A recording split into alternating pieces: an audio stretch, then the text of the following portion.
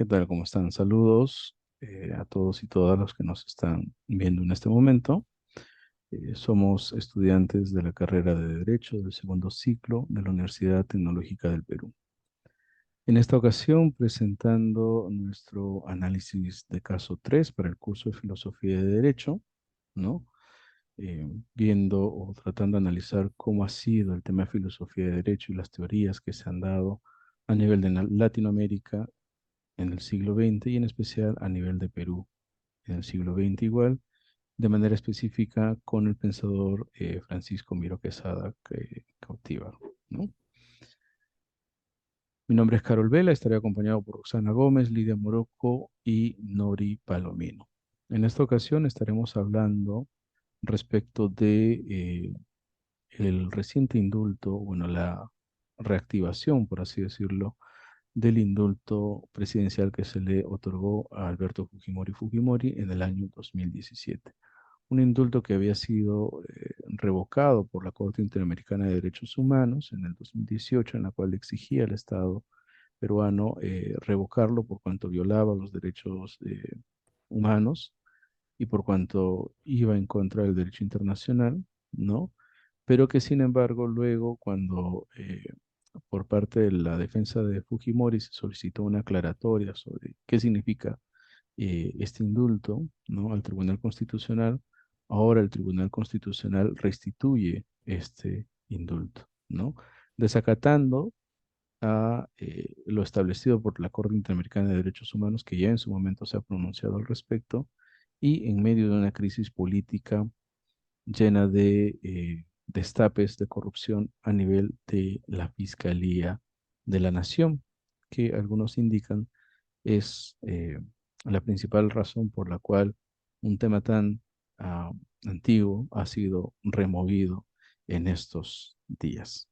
Entonces, vamos a iniciar con ello. Voy a compartir las pantallas para que nos podamos guiar de la exposición como tal y ya mis compañeras estarán haciendo el desarrollo de cada uno de sus casos.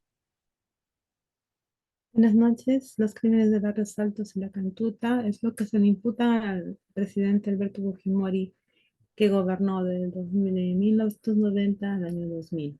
¿No? Bajo este contexto, el mandatario se le conoce como mandatario autoritario, ¿no? Que hizo un abuso de su poder y él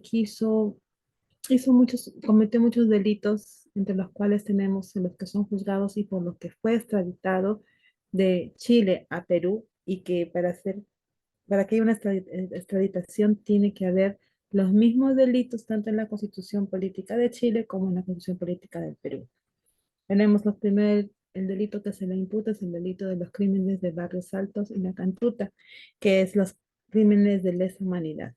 En Barrios Altos vemos que había 15 personas que fueron afectadas, entre los cuales había un niño de 8 años. En La Cantuta, en la Universidad Enrique Guzmán y Valle, fueron 9 alumnos y un profesor, los cuales fueron secuestrados y atacados a mansalva por el Grupo Colina, integrantes del Grupo Colina, bajo la premisa de que en sendos lugares, habían sido personas que eran militantes del senderismo, ¿no? Del sendero luminoso.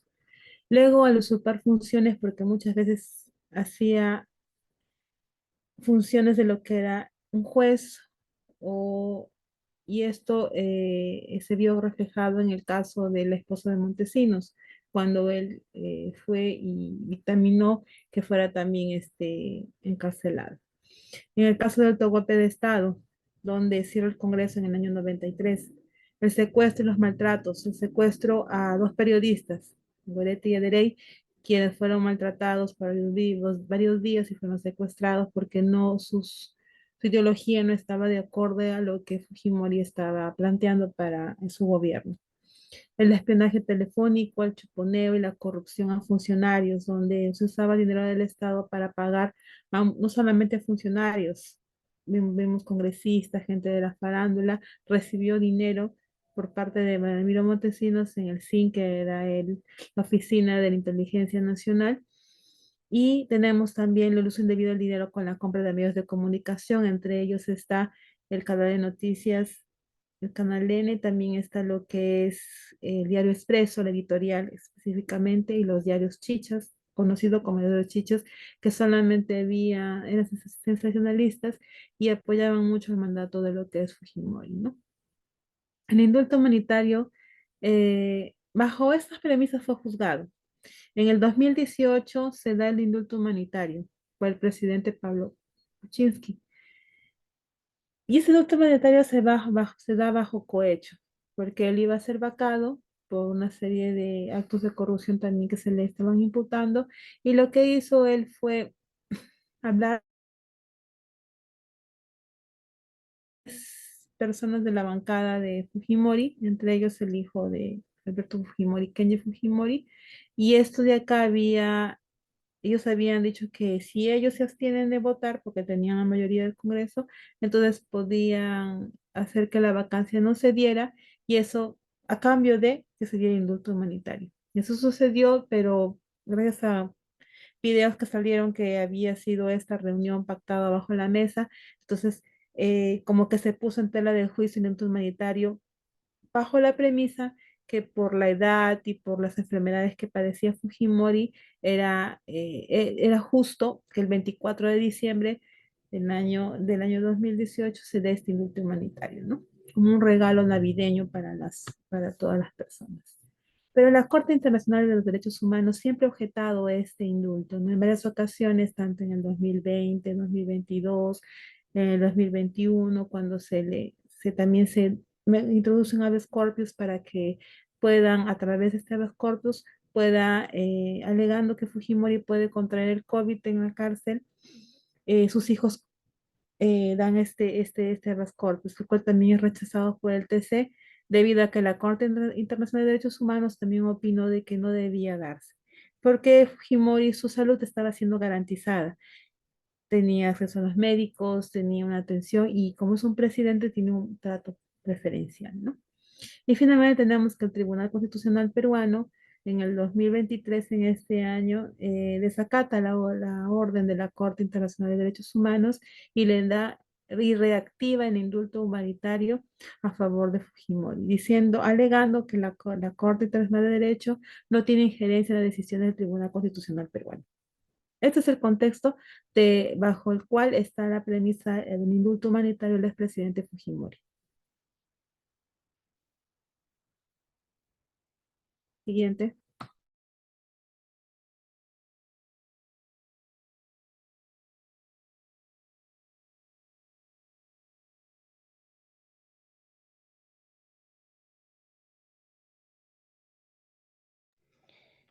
Eh, Buenas noches. Siguiendo con la exposición, yo les voy a hablar sobre el análisis eh, de derecho, de la filosofía del derecho en el Perú antes, durante y después del siglo XX. Para empezar, ¿qué es filosofía de derecho? Esto se refiere a los estudios de las cuestiones filosóficas que están relacionadas al derecho y a la justicia, ¿no? En el contexto peruano. Que es un campo de estudio que busca comprender los fundamentos, principios y valores en un sistema legal y en la práctica jurídica de nuestro país. ¿Qué pasó antes del siglo XX? Eh, en la filosofía del derecho hubo un pensamiento jurídico que estuvo influenciado por las corrientes filosóficas de Europa, ¿no? En esto encontramos lo que es el positivismo jurídico y el ius naturalismo. Reflejaron también lo que viene a ser lo que es la legislación y en la forma en que interpretaba y se aplicaba lo que es el derecho en nuestro país. ¿Qué pasó en el siglo XX? Ahí fue en el que surgieron nuevas corrientes filosóficas y jurídicas donde tuvieron un impacto significativo en el pensamiento jurídico peruano y, y pues se aplicaban nuevas normas, ¿no? Al derecho. Después del siglo XX, esto evoluciona, ¿no? Esto se diversifica, ya que se va desarrollando las corrientes como el pluralismo jurídico, ¿no? Esto toman lugar a otras corrientes, nuevas corrientes, y esto reconoce la existencia de los sistemas normativos y busca formas para poder integrarlos y articularlos. En el caso del exmandatario Alberto Fujimori, eh, antes del siglo XX, a él se le veía como un presidente, ¿no? Que gobernaba un país en, si no me equivoco, en el 1990, en las décadas. Durante el siglo XX, lo que pasó con el exmandatario eh, Alberto Fujimori fue que fue trasladado de Chile a Perú porque ya se le venían los cargos, ¿no? De corrupción y cosas así. Y después del siglo XX, pues hoy por hoy, aún no sabemos lo que va a pasar, ¿no? Cada cosa con el exmandatario. Bueno, esa es mi exposición. Gracias.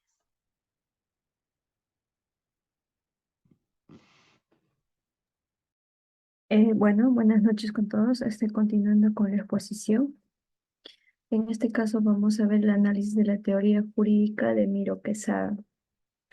Miro Quesada Canturias, bueno, es un doctor filosófico y también de matemática, ¿no?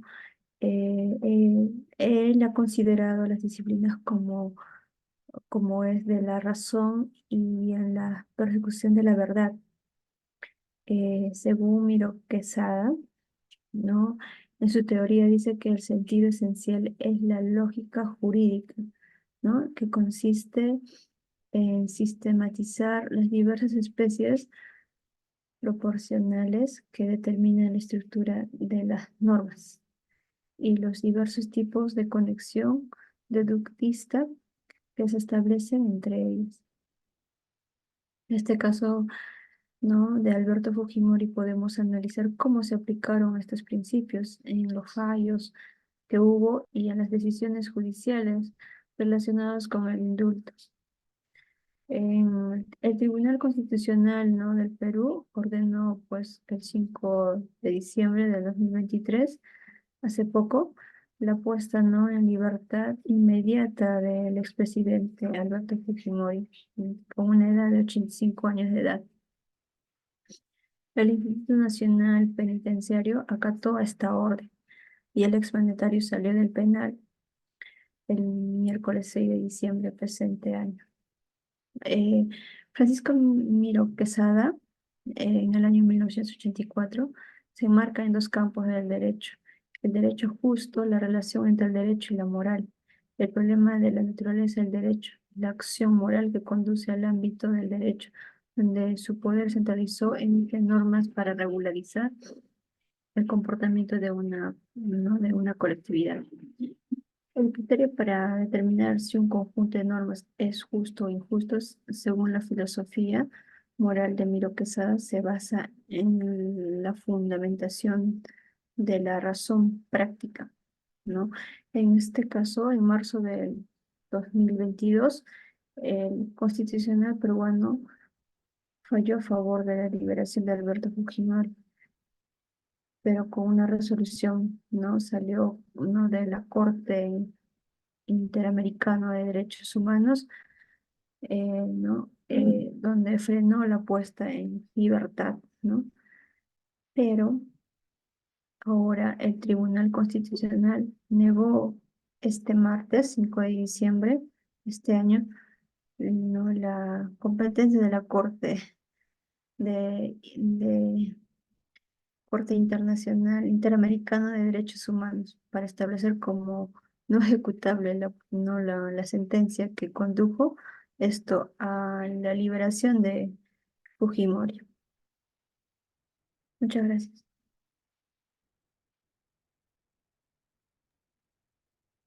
Bien, si queremos hacer un análisis de la realidad peruana y aplicar la teoría de derecho justo de Miro Quesada, en principio tenemos que entender o saber qué implica un indulto humanitario, ¿no? En nuestro país, el Código Procesal Penal, en su artículo 85, el inciso 1, establece, por así decirlo, cuáles son los requisitos para poder acceder a un indulto humanitario, o a una gracia presidencial, o a una conmutación de la pena, ¿no?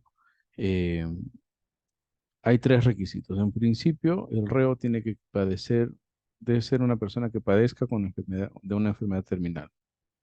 O en todo caso, tiene que padecer de una enfermedad no terminal, pero que está en una etapa ya avanzada, progresiva, degenerativa o que es incurable. O en todo caso, hablamos de reos que tienen trastornos mentales crónicos, irreversibles y degenerativos. Tenemos que entender en los dos últimos casos que estos pueden verse con riesgo de agravarse debido a las condiciones carcelarias en las cuales se encuentran, ¿no? Ahora bien, esta, este indulto humanitario para que se dé el indulto humanitario, primero tiene que haber una solicitud, ya sea por parte del mismo reo o por parte de un representante del reo, familiar, abogado del reo, ¿no? Esto va a una junta médica, la junta médica hace la evaluación correspondiente, hay un informe psicológico también y recomienda cuál es el proceso a seguir, ¿no? Esta comisión que establece este artículo 85 es la que finalmente, en función de todos los estudios que pudo haber realizado, la que recomienda si procede o no la solicitud de indulto como tal. Ahora, como les decíamos al inicio, si bien no es la primera vez que Fujimori solicita un indulto humanitario, y tampoco es la primera vez que se le otorga el indulto humanitario como tal. Ya Fujimori lo había solicitado anteriormente en el año 2011, luego en el año 2015, en el 2017, durante el periodo de COVID, o bueno, de pandemia, ¿no? Y en cada uno de ellos siempre alegaba algo en particular, ¿no? Cuestiones que estaban relacionadas con cuáles son las condiciones para poder acceder a un indulto. En el 2017 es curioso que el indulto se ejecute o que se otorgue 6 días después de la solicitud, cuando en otros casos ha sucedido que ha pasado meses, incluso años, para poder conceder un indulto a otro tipo de reos, ¿no?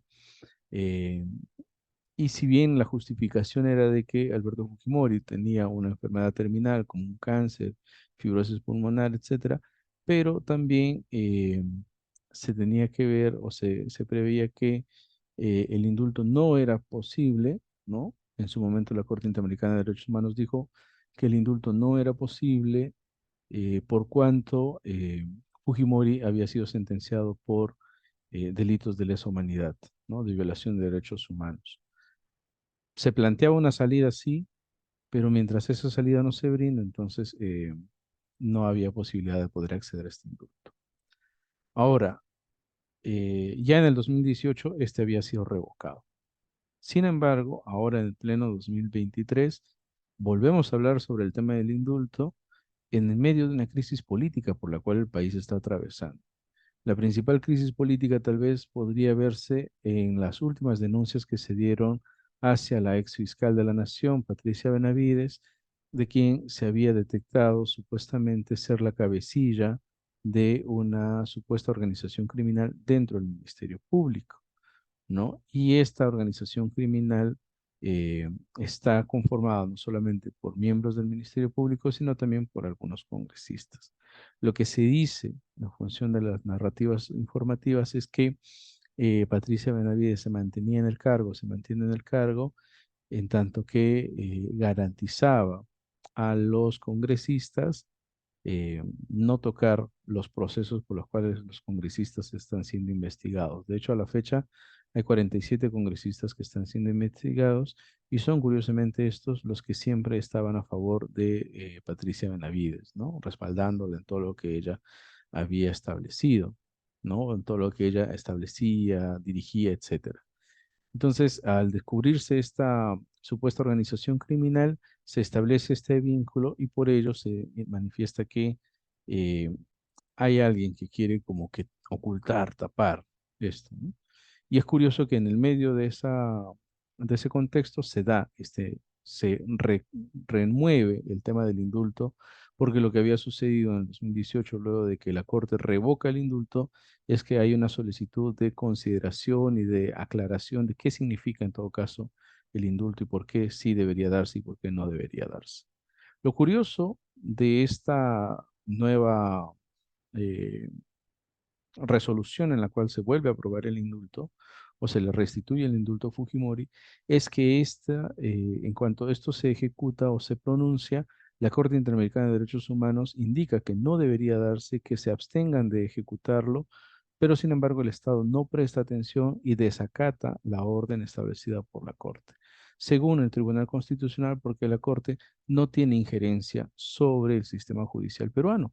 Sin embargo, debemos entender que Perú está adscrito a esta corte, por lo tanto, al ser un tratado internacional, este tiene lo que enmienda la corte, tiene la misma jerarquía o el mismo nivel de jerarquía que la Constitución Política del Perú, ¿no? Entonces, no puede desvincularse así porque sí.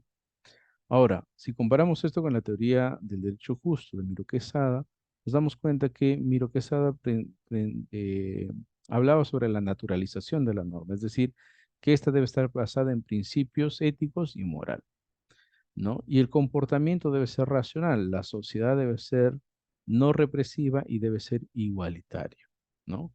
Pero también habla de la universalización de la norma, ¿no? En la cual indicaba que si una conducta de un sujeto A es aceptada por un sujeto B, entonces esta conducta se universaliza. Pero si esta conducta por un sujeto A no es aceptada por el sujeto B, entonces no podemos hablar de una universalización de la norma como tal, ¿no? Los derechos humanos son justos, pues de alguna u otra forma muestran el ideal del comportamiento, ¿no? Y comparados con lo que se ha ejecutado, con la propuesta del indulto de Alberto Fujimori, podemos decir que no existe una resolución justa de momento en lo que se ha planteado por esta resolución del Tribunal Constitucional.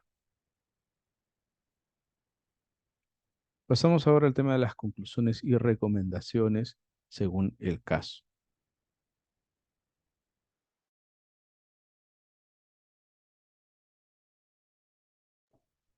Podemos decir como conclusión que el indulto humanitario dado por Pablo Kuczynski, si bien es cierto, responde a los derechos el derecho a la salud y preservar la salud, pero tenemos que tener en cuenta de que Fujimori es un preso presidencial y entonces tiene acceso a lo que es los servicios médicos, ¿no?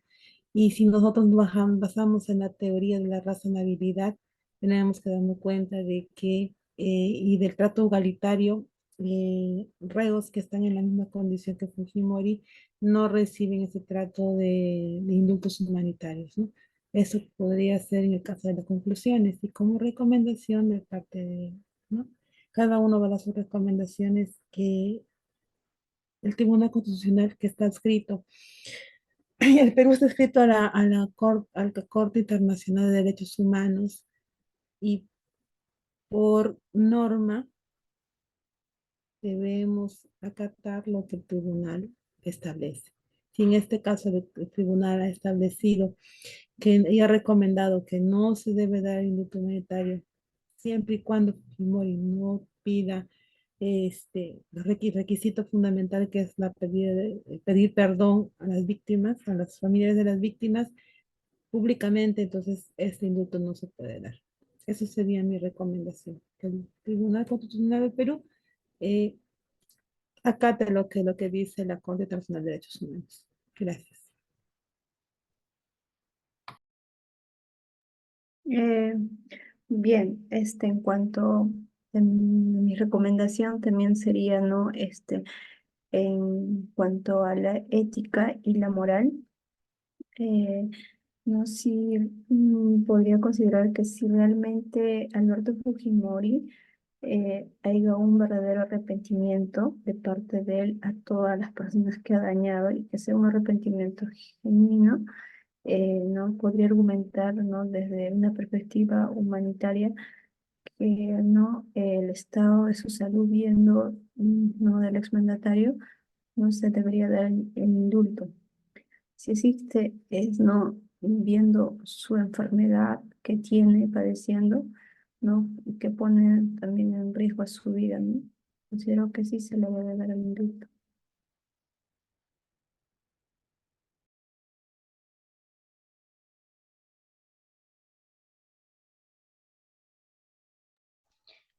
Bueno, mi recomendación sería de que si nos basamos lo que viene a ser en la filosofía del derecho, justamente habla de lo que es justicia, ¿no? Eh, para el exmandatario, como mencionó mi compañera, si hay un perdón hacia las personas, ¿no? Las familiares de esas personas que fueron dañadas, causadas muertes, un arrepentimiento sincero, pues sí se le tendría que dar, ya que por más el crimen que haya cometido y por la edad que tiene, y es un ser humano, creo que ya pagó los suficientes años como para que, digamos, ¿no? Que muera en la cárcel, ¿no? Pero como hoy por hoy ya salió, porque es ya una persona muy de edad, todos merecemos el perdón. Creo que eso le indica, ¿no? O sea, nosotros no somos quienes para jugar, pero claramente tenemos justicia, ¿no? Tenemos los que dictan, ¿no? O sea, para que se encarguen de cómo llevar cada acto que cometemos. Creo que para este caso sería que, que el exmandatario sí le apruebe el indulto, ya que por su edad y por ser un ser humano, debería, o sea, recibir el perdón de las personas, ¿no? Por más daño que haya causado. Gracias. Sí, para finalizar, tenemos que entender que lo que decía Miro Quesada, ¿no? La normatividad tiene que ser, no debe ser represiva, ¿no? Eh, sino que debe ser justa, debe ser igualitaria. Entonces, un trato justo, igualitario, debe preverse en principio, valorarse cuáles son las condiciones carcelarias que tiene Fujimori en comparación con las condiciones carcelarias que tienen otros reos de su misma edad y tal vez con su misma enfermedad, ¿no? Sin embargo, debemos entender por qué nosotros insistimos en la solicitud pública o expresa del perdón por parte de Fujimori, porque la misma Comisión de la Verdad y Reconciliación recomienda que una de las formas para poder llegar a la reconciliación es que el Estado reconozca que se han cometido delitos y abusos durante el periodo de conflicto armado interno, es decir, durante los años de 1980 al 2000. Ello incluye a Fujimori, por cuanto los casos de Barrios Altos y La Cantuta son casos emblemáticos en su gobierno, ¿no? Entonces, él tiene que reconocer, o sea, el pedido de perdón implica esto, ¿no? Reconocer que se han cometido los delitos, que, y que adicional a ello, él ha sido responsable de estos delitos como tal, ¿no? Ya sea de manera directa o de manera indirecta, ¿no? Y una vez que reconozca ello, pues solicitar el perdón como tal. Lo que ha habido hasta la fecha simplemente ha sido indicar que lo que ha sucedido en ese periodo han sido errores que lo pudo haber cometido otra persona y que, bueno, en este caso tuvo él la mala suerte de estar en el gobierno justo en el momento en el que se cometieron.